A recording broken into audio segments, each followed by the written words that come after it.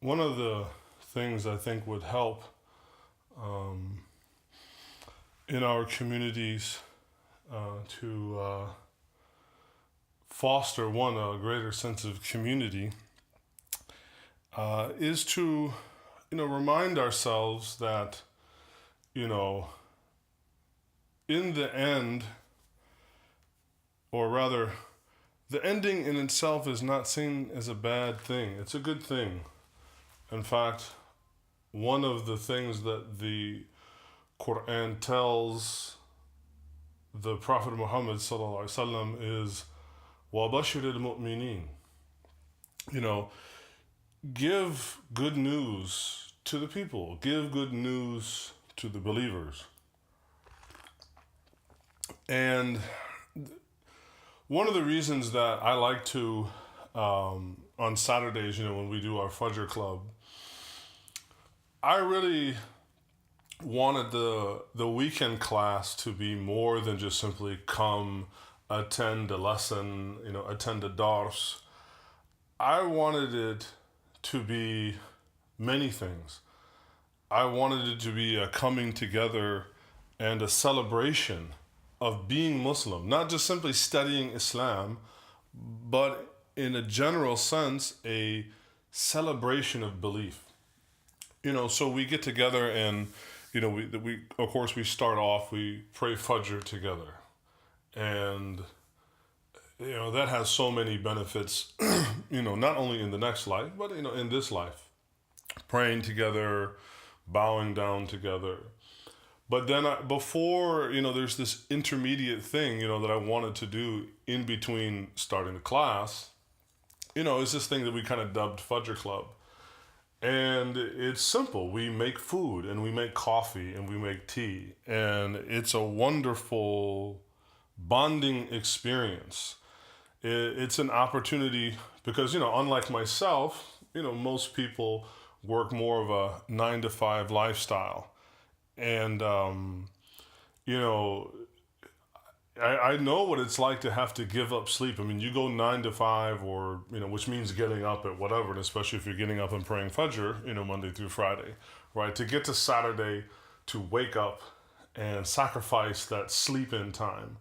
I wanted it to, have something more than just simply prayer, and then maybe some learning.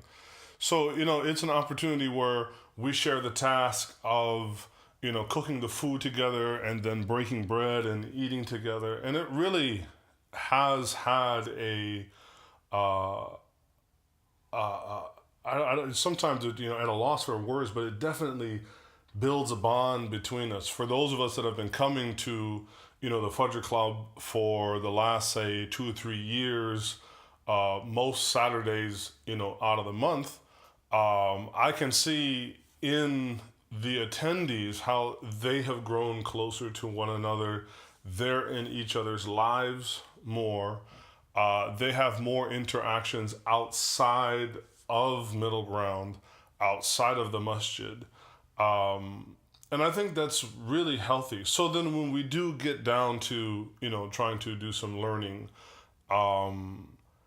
it really, it helps to fill in those gaps and spaces, and it helps to connect the dots.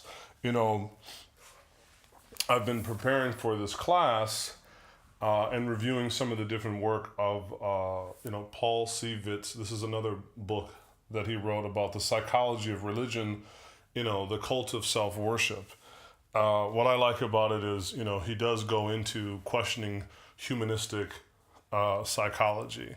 And while we definitely want to be critical of the cult of self-worship, which sometimes human beings have the tendency to do, we shouldn't allow that to take the joy and the fun out of life, or matter of fact, even being proactive in creating joy and beauty and fun in life together. And I think that's one of the things, not just from my own words, but these are some of the testimonials that I've heard from people that come.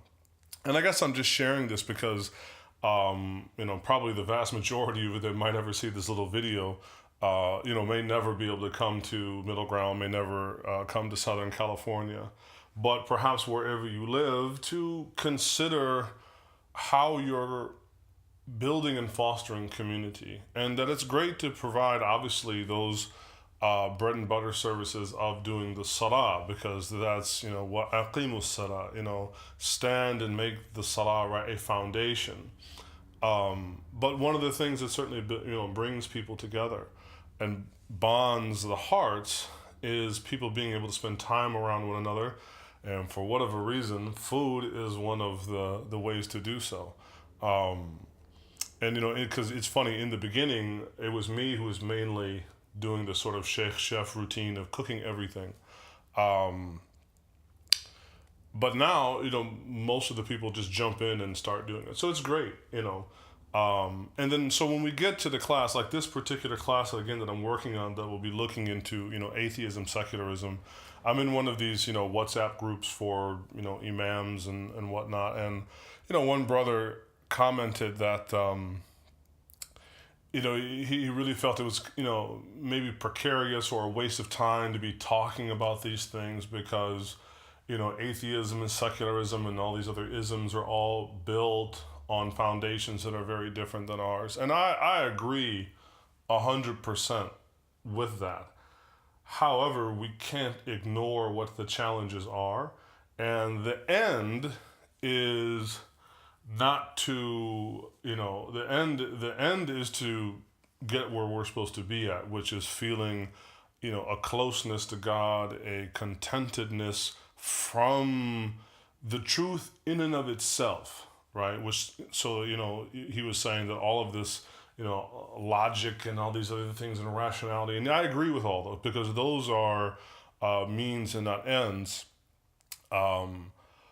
And to get beyond that, though, you do need to tackle and confront these, because I again, having been in this imam position for about 4 or 5, going on 6 years now, having a more boots on the ground connection with people, these are the things that many people are struggling quietly, either themselves or people that they're very close to, friends or family. And I think we have to tackle it head on. So, at the end of the day,